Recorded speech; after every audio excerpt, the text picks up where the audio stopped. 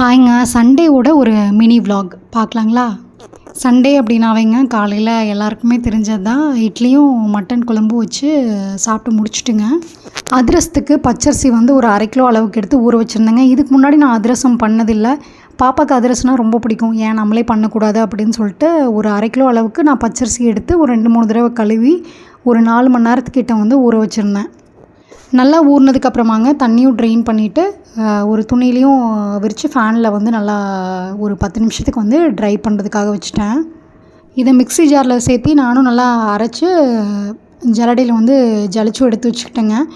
இதுக்கு முன்னாடி பண்ணதில்லை அப்படிங்கிறனால எப்படி வரும் அப்படிங்கிறது வந்து தெரியாது இல்லைங்களா? நம்ம ஊறினதுக்கப்புறம் தான் தெரியும். நாளைக்கு தான் வந்து இது சுட்டு பார்க்கணும்.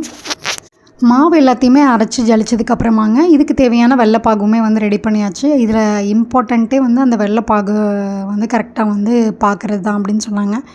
இதில் வந்து எனக்கு கொஞ்சம் மிஸ் ஆகும், நான் தப்பாக பண்ணியிருப்பேன் அப்படின்னு தோணல. நம்ம அந்த பொரி உருண்டைக்கெலாம் ஒரு பதம் பார்ப்போம். அதுக்கு முன்னத்த ஸ்டேஜ் அந்த உருட்டுற பதம் இருக்கணும். அதுவும் கரெக்டாக பார்த்து தான் மாவோடு சேர்த்து மிக்ஸ் பண்ணி வச்சுருக்கேன். நாளைக்கு சுட்டு பார்த்தா தான் வந்து எப்படி வந்திருக்கு அப்படின்னு தெரியுங்க. இந்த மாவையுங்க வேற ஒரு பாத்திரத்துக்கு மாற்றி வச்சுட்டு மேலே வந்து கொஞ்சமாக வந்து நல்லெண்ணெயும் அப்ளை பண்ணி அந்த மாவு காயாத மாதிரி வச்சுட்டேன். கொஞ்சம் வந்து மாவு சூடாக இருக்கிறதுனால ஒரு துணி மட்டும் போட்டு மூடி வச்சுட்டேன். நைட்டுக்கு மேலே தான் வந்து தட்டு போட்டு மூடி வச்சுருந்தேன். நாளைக்கு நைட்டு அதிரசம் சுட்டு பார்த்துட்டுங்க எப்படி வருதுன்னு சொல்லிட்டு அடுத்த ஷார்ட்ஸில் போஸ்ட் பண்ணுறேங்க.